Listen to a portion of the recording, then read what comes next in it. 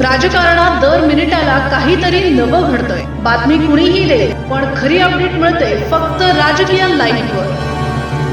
महाविकास आघाडीत खळबळ, नवं समीकरण आकाराला. राजकारण हे केवळ आकड्यांचं गणित नसतं, ते भावनांचं, विश्वासाचं आणि कधी कधी शांतपणे आखलेल्या रणनीतींचं रणांगण असतं.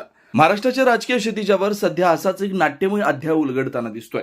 उद्धव ठाकरे यांनी राज्यसभेच्या आगामी निवडणुकीच्या पार्श्वभूमीवर केलेली एक धाडसी आणि सूचक चाल संपूर्ण महाविकास आघाडीत नवे प्रश्न, नवे ताण निर्माण करते. सूत्रांच्या पडद्यामागील कुजबुजीनुसार शिवसेना, ठाकरे गट आणि काँग्रेस यांच्यातील संवाद आता केवळ मुंबईच्या मर्यादेत न राहता थेट दिल्लीच्या राजकीय दरबारात पोहोचला.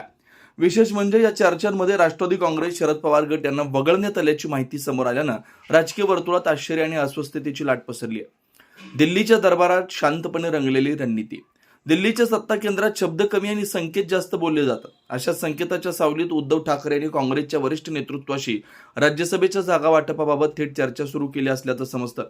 ही चर्चा केवळ जागांपुरती मर्यादित नसून भविष्यातील राजकीय समीकरणांची बीजही त्यात रोवली जात असल्याची चर्चा आहे. भारत निवडणूक आयोग यांनी जाहीर केलेल्या कार्यक्रमानुसार महाराष्ट्रातील 7 राज्यसभा जागांसाठी 16 मार्च 2026 रोजी मतदान होणार आहे. राज्यसभा हे केवळ संसद भवनाचं सभागृह नाही, तर राष्ट्रीय राजकारणातील प्रभाव आणि प्रतिष्ठेचं प्रतीक आहे. या सभागृहात प्रवेश मिळवण्यासाठी एका उमेदवाराला 27 मतांचा कोटा पूर्ण करावा लागणार आहे. हा आकडा छोटा असला तरी त्यामागचं राजकीय वजन प्रचंड आहे. आकड्यांच्या गणितात आशेचा एक किरण. सध्याच्या परिस्थितीत महाविकास आघाडीकडे 50 आमदारांचं बळ आहे. या संख्याबळामुळे 7 पैकी किमान 1 जागा आघाडीच्या खात्यात जाण्याची शक्यता जवळपास निश्चित मानली जाते. मात्र ही जागा कोणाच्या वाट्याला जाणार यावरून आघाडीत निशब्द संघर्ष सुरू झालाय. या चर्चांचा विस्तार केवळ राज्यसभेपुरता मर्यादित नसून मे महिन्यात होणाऱ्या महाराष्ट्र विधान परिषद निवडणुकीपर्यंत पोहोचला. विधान परिषदेच्या 9 जागांसाठी होणाऱ्या या निवडणुकीत एका उमेदवाराला 29 मतांचा टप्पा पार करावा लागणार आहे. या पार्श्वभूमीवर प्रत्येक मताचं महत्व आणि प्रत्येक निर्णयाचे राजकीय परिणाम अधिक गडद झालेत. शरद पवारांच्या पुनरागमनाचा प्रश्न अनुत्तरित. या 7 जागांमध्ये शरद पवार यांची जागाही रिक्त होते. महाराष्ट्राच्या राजकारणातील हा अनुभवी शिलेदार पुन्हा राज्यसभेत प्रवेश करणार का, की पक्ष नव्या चेहऱ्याला संधी देणार, हा प्रश्न अजूनही अनुत्तरित आहे. त्यांच्या निर्णयाकडे संपूर्ण राज्याचं लक्ष लागलंय, कारण तो निर्णय केवळ एका जागेचा नसून एका युगाच्या पुढील वाटचालीचा संकेत ठरू शकतो. महायुतीची मजबूत पकड, विरोधकांसमोर आव्हान. दरम्यान विधानसभेतील संख्याबळाचा विचार करता भारतीय जनता पक्ष, शिवसेना आणि राष्ट्रवादी काँग्रेस, अजित पवार गट यांच्या महायुतीकडे स्पष्ट बहुमत आहे. या संख्याबळामुळे 7 पैकी तब्बल 6 जागा महायुतीच्या जोडीत जाण्याची शक्यता व्यक्त होते. हे चित्र पाहता महाविकास आघाडीसमोर केवळ विजयाचं नव्हे तर अस्तित्व टिकवण्याचं आव्हान उभं राहिले. आघाडीतल्या शांततेखाली दडलेलं वादळ.